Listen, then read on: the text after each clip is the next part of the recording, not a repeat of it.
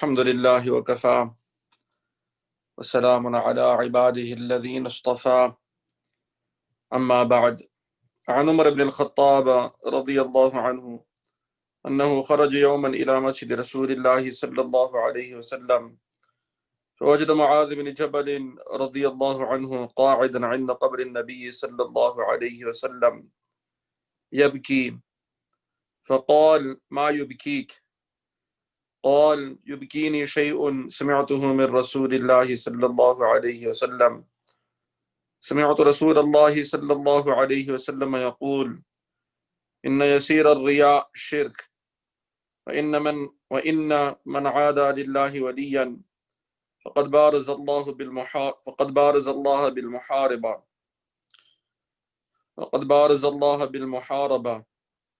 إن الله يحب الأبرار الأتقياء الأخفياء الذين إذا غابوا لم يفتقدوا، إذا حضروا لم يدعوا ولم يعرفوا، قلوبهم مصابيح الهدى يخرجون من كل غبراء مظلمة، وكما قال عليه الصلاة والسلام. رواه Ibn Majah. This is in continuation of the hadith from the book Muntakhab Hadeeth in the chapter of Ikhlas and Niyyah, sincerity of intention, hadith number 36. This hadith is from Ibn Majah, one of the 6 most authentic books of hadith. We have gone over a good portion of this hadith in which Rasulullah sallallahu alayhi wasallam said, Inna yasir al-riya shirk. Even a little bit riya, a little bit showing off is shirk.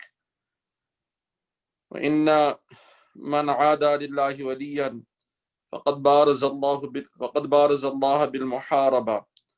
And whosoever holds enmity or has enmity with a friend of Allah subhanahu wa ta'ala, so such a person has gone forth to wage war with Allah subhanahu wa ta'ala.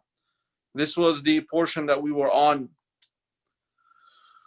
This was the portion of this hadith that we were on in relation to those who have enmity with the friends of Allah subhanahu wa ta'ala. But first comes the question, what is the definition of a friend of Allah subhanahu wa ta'ala?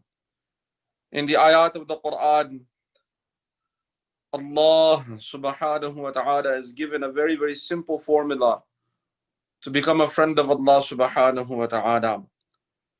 أَلَا إِنَّ أَوْلِيَاءَ اللَّهِ لَا خَوْفٌ عَلَيْهِمْ وَلَا هُمْ يَحْزَنُونَ الَّذِينَ آمَنُوا وَكَانُوا يَتَّقُونَ. Indeed, the friends of Allah subhanahu wa ta'ala, they are those that do not have any fear on them and they will not grieve. What is their qualities? الَّذِينَ آمَنُوا. They are those that have iman, that believe. وَكَانُوا يَتَّقُونَ. And they are those that have taqwa. Very simple formula. Coming to our society as human beings, whenever we want to become an expert in something, and we go to the expert in a particular field, and we ask them that, what will it take for me to become also an expert in this particular field? The experts will explain to us that the formula is very simple. These are the particular steps you take. Go through this portion, go through this portion, go through this particular course, go through this particular course. Very, very simple outline. But the outline that they give us, it takes time. For example, if you were to ask someone in the medical field, what does it take for me to become a doctor? So they will tell you very easy, these are the particular courses you have to go through in college. After that, you'll go through medical school. Then, if you pass that, there's a level you'll take an exam, and then so on and so forth. You'll go through this stage and that stage. Very simple outline is given. To explain the outline, it may not even take a minute or 2 minutes. It's a very, very simple outline. But everything in that outline takes time.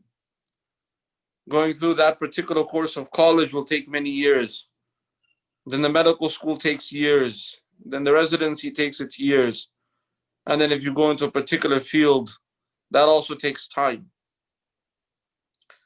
So the time is something that is a factor or a determining factor in us becoming good at something. But there's always a starting point. If we do not start and do not take that first step, we will never be able to achieve the final goal. And this is in every field. You want to become an engineer, you want to become a financial expert, and so on and so forth, whatever field you take. Similarly, when it comes to our deen, the deen of Islam, Allah subhanahu wa ta'ala has created this system in human life, that there is a particular system you will go through. And no one is exempt from this system of effort.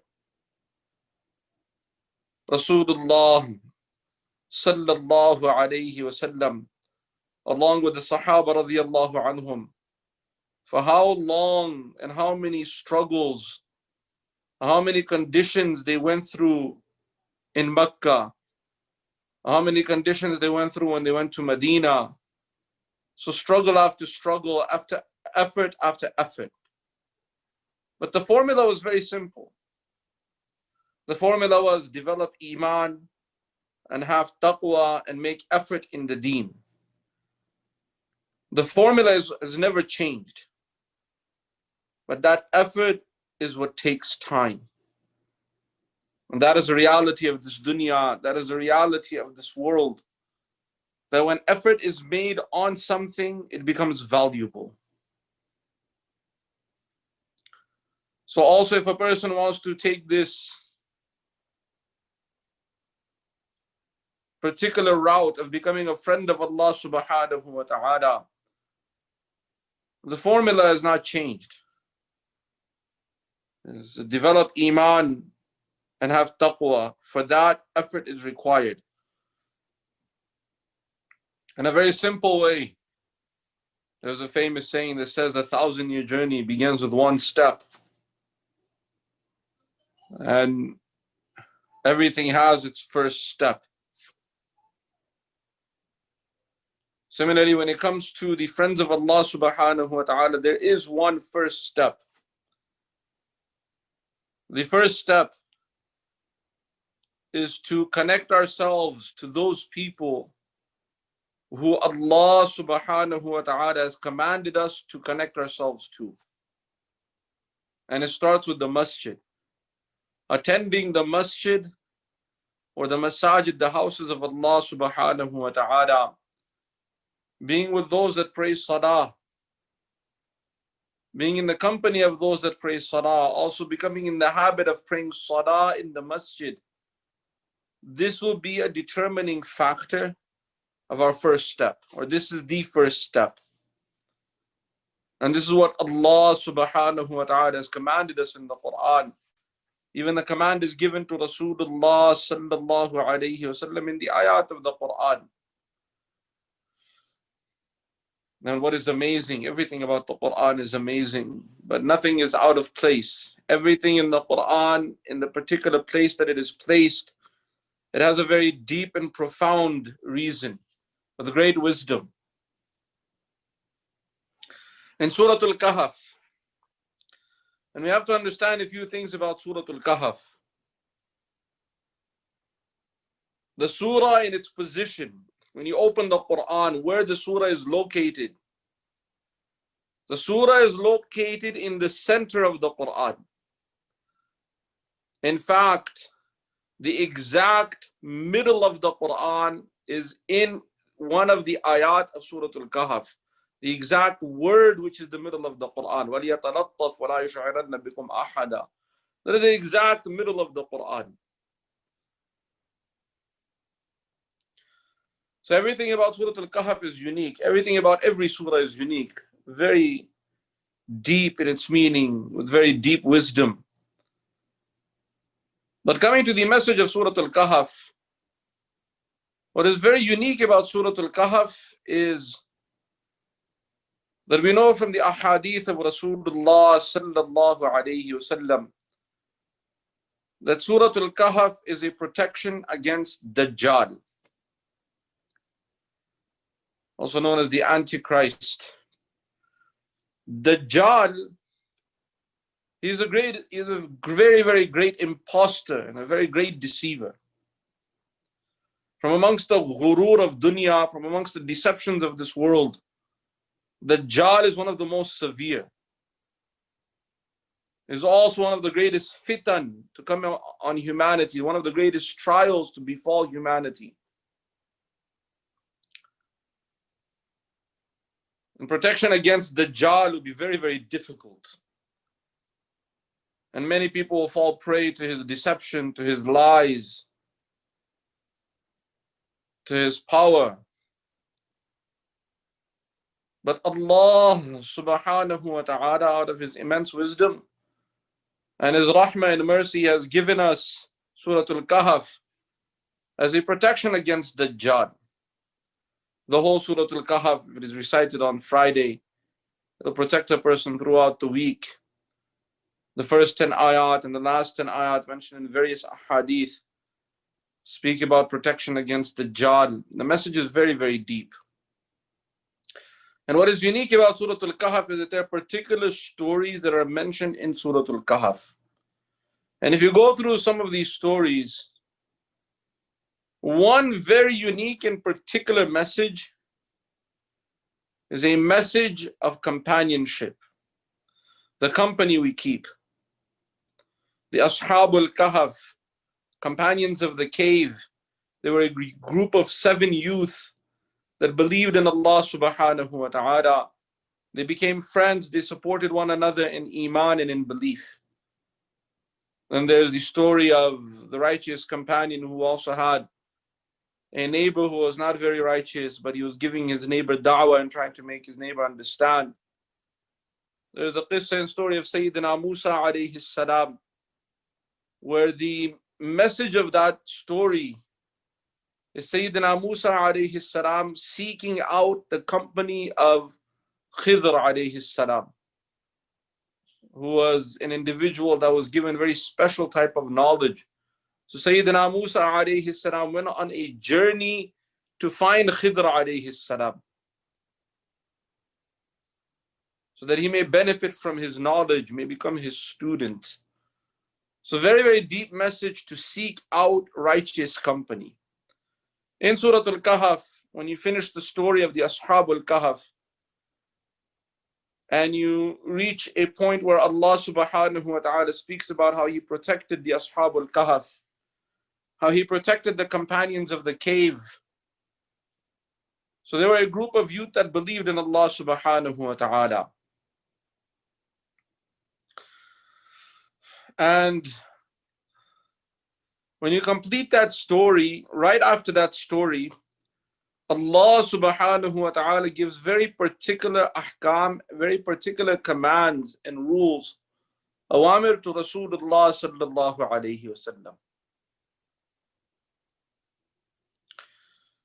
First command, and it's actually quite a list of commands, so we're not going to go over all of them, but particularly related to our discussion, Allah subhanahu wa ta'ala orders, gives a command to Rasulullah sallallahu alayhi wasallam, وَاتْلُ مَا أُوحِيَ إِلَيْكَ مِنْ كِتَابِ رَبِّكَ لَا مُبَدِّلَ لِكَلِمَاتِهِ وَلَنْ تَجِدَ مِنْ دُونِهِ مُلْتَحَدًا وَاصْبِرْ نَفْسَكَ مَعَ الَّذِينَ يَدْعُونَ رَبَّهُمْ بِالْغَدَاةِ وَالْعَشِيِّ يُرِيدُونَ وَجْهَهُ وَلَا تَعْدُ عَيْنَاكَ عَنْهُمْ تُرِيدُ زِينَةَ الْحَيَاةِ الدُّنْيَا. And recite from whatever has been revealed to you from your Lord. وَاتْلُ مَا أُوحِيَ إِلَيْكَ مِنْ كِتَابِ رَبِّكَ. And recite from whatever has been revealed to you from the book from your Lord, or in this book from your Lord. لا مبدل لكلماته ولن تجد من دونه ملتحدا.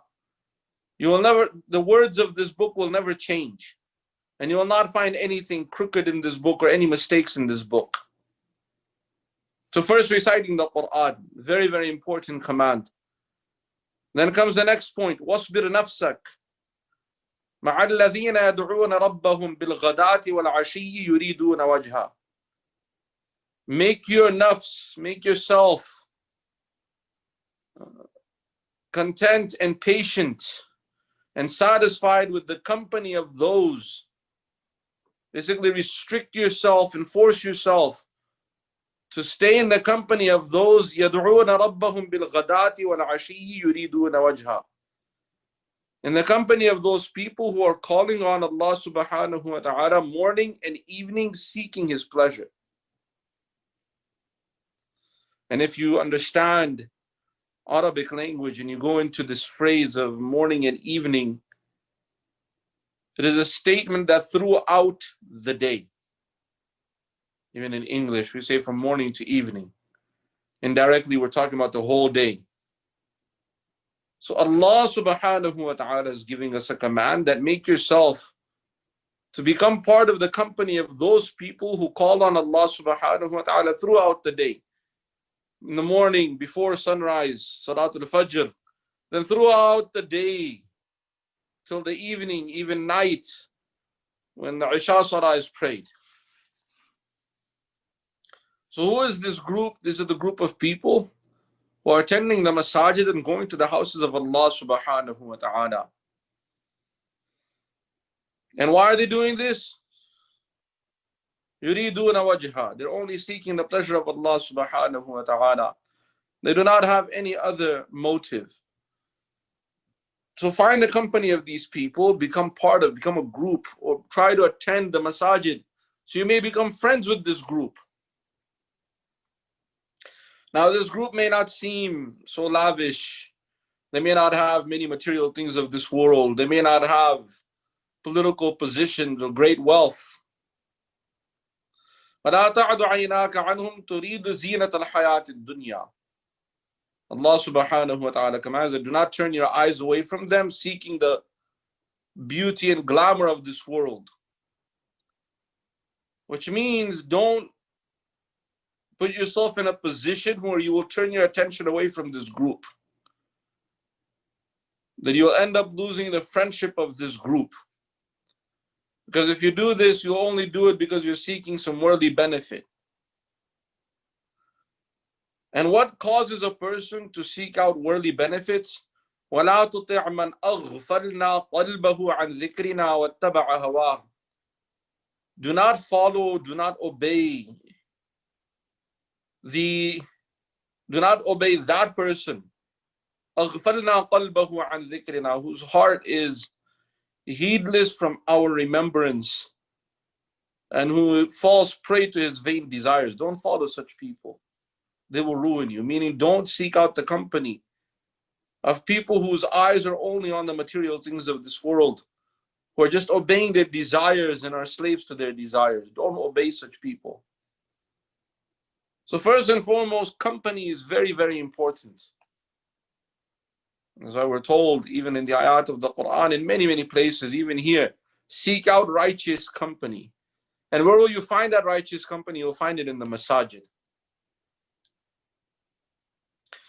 What shaitan will do, and I want to make this point very, very clear. Shaitan, he will come to a person who will go to the Masjid one time, will go to the Masjid 2 times. Shaitan will make such an effort that this person going a few times to the Masjid,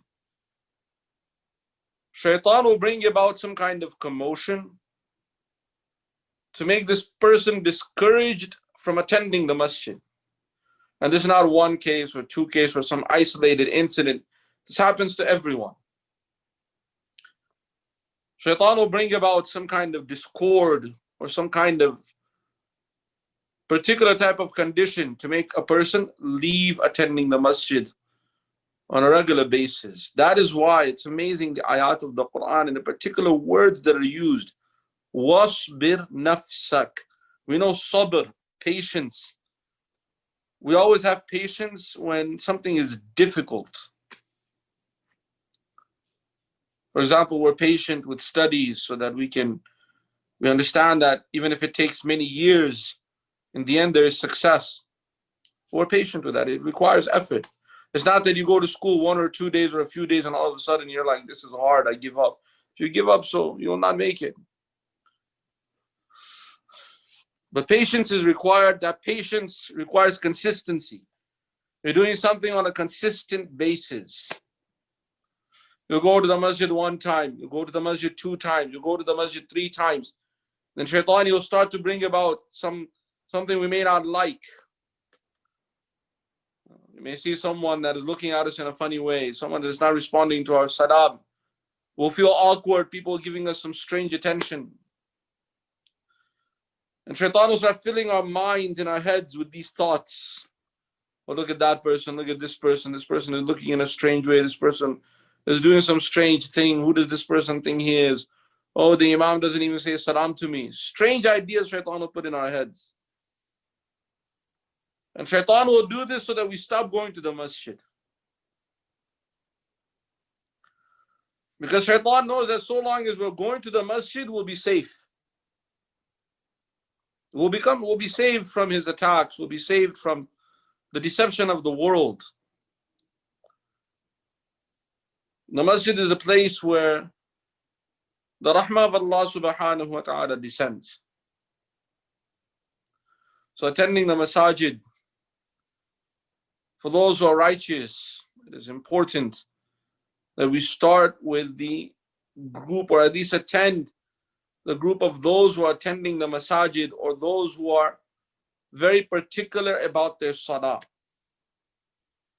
In any situation where they do not have a masjid, but we should seek out those group of people who are very particular about their salah.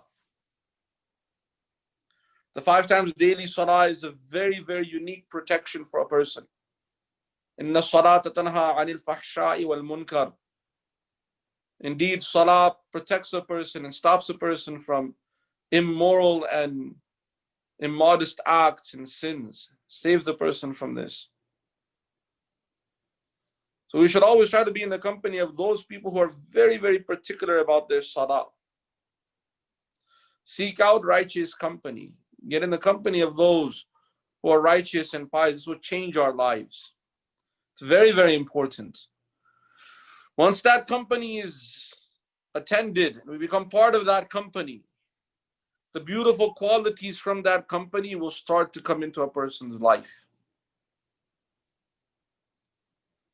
It is like you sit in a group of people who are wearing a particular type of perfume. That scent will rub off on us. Or you're sitting with a company of people who are eating a particular type of food and the food has a scent. That scent rubs off on us. You go to a gathering, everyone is eating biryani, or everybody's eating a particular type of food, and it's a strong scent. That smell gets stuck on us. Even if we don't eat anything. Or may become even guilty later on. People may tell us, where were you? What did you eat? Even if we didn't eat anything, we just happened to be there. But you have to be there for some time. It's not like you just go and you come out. Nothing will get rubbed off on you. But you stay there, that scent gets stuck to a person. Similarly, those righteous, beautiful qualities start to come into the life of a person. It's the beauty of Iman.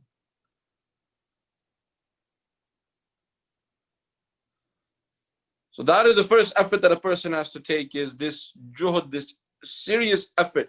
Particularly Fajr Salah. All of the Salah are important. All of the Salah are important. Fajr, Dhuhr, Asr, Maghrib and Isha. Some of these salawat are particularly mentioned in the ayat of the Quran. Salatul Wusta is mentioned, Asr Salah is mentioned, Fajr Salah is mentioned. All these salawat, very, very great importance. But some of these salah are more difficult to attend. For example, Fajr Salah is very difficult to attend. Because that is a time when sleep is very, very sweet. And a person has to really struggle against their nafs. And really has to fight their nafs to go for Fajr Salah.